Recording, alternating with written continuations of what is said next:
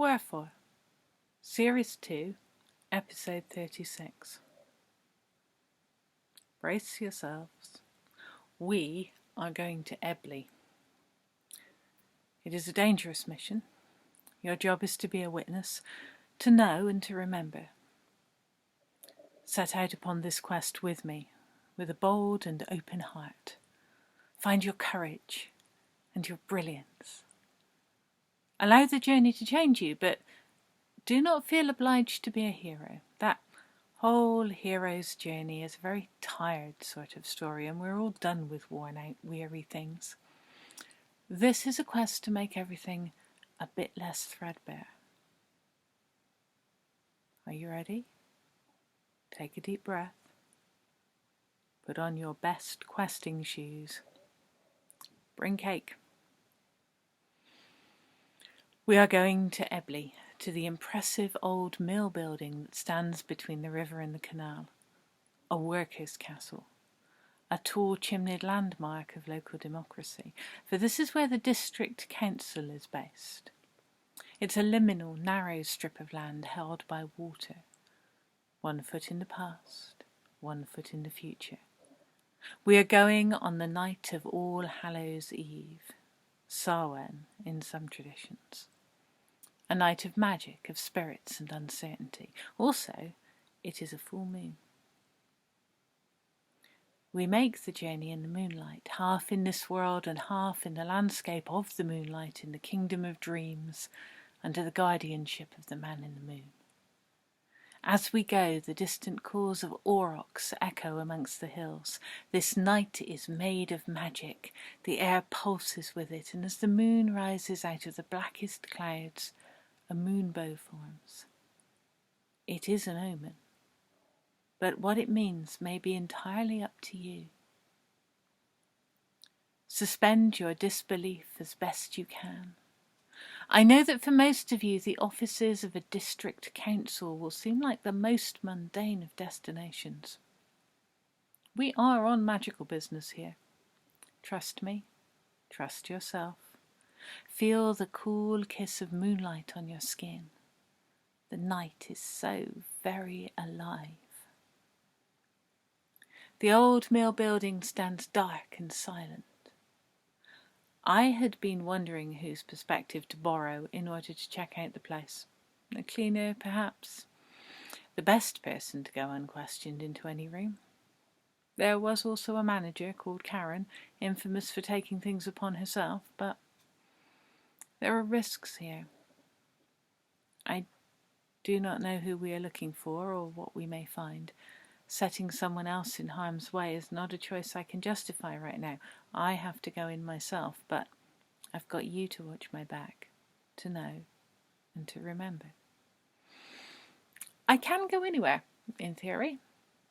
When you play with the threads of reality, opening a door is a small thing to do. Doors want to open. It is in their nature, and they do not mind being asked. Reality copes better when you ask it to do things it was willing to do anyway, and this is a key part of being a weaver. We go in. The carpet cheerfully absorbs the sound of our feet.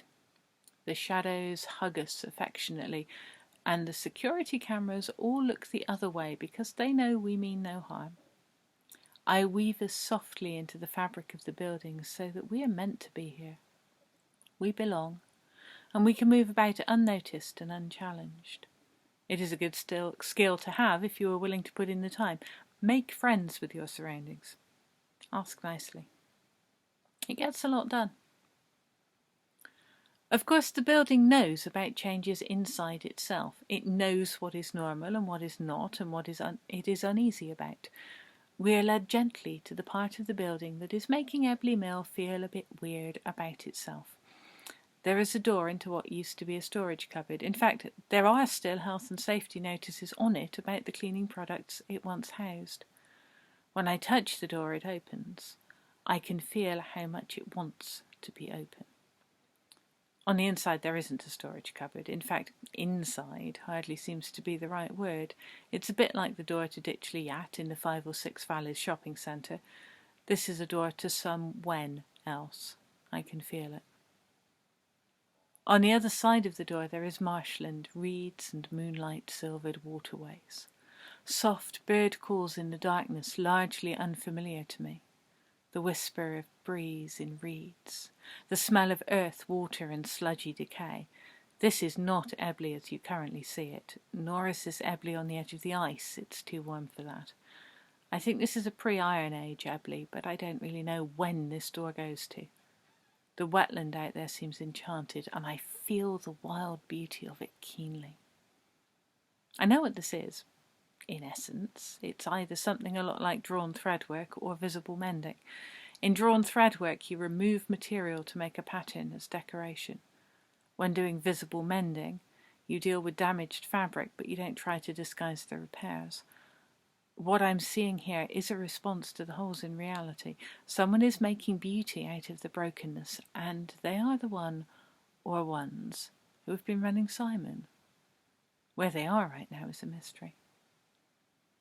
Looking at this ancient moonlit landscape, I do not want to think ill of them. I want to believe that their motives are good. I always want to trust what is beautiful, but it doesn't always prove to be the best idea. Out in the marshes an owl hoots. I don't know what sort of owl it is. The sound of it makes my heart ache. It is the cry of all that is lost and enchanted. It is the sound of my own soul keening in grief for the wonder dwindling from the world. But it is also an answer. I know you've been struggling with this too, the holes we cannot patch, the losses that can never be returned. Where the holes are too big to mend, we might yet make beauty. There is an alchemy in turning anguish into art. That may well be all we have left. This is why I'm asking you to bear witness, to see the prehistoric waterways haunting the council offices, to see the potential for wonder in the mundane world around you. There is still magic to be made, and I need your help making it. And I still don't know who came up with Simon's ridiculous app. I'm not even sure it matters now. Whether they're friend or foe, they're trying something interesting. And that may be the most important thing.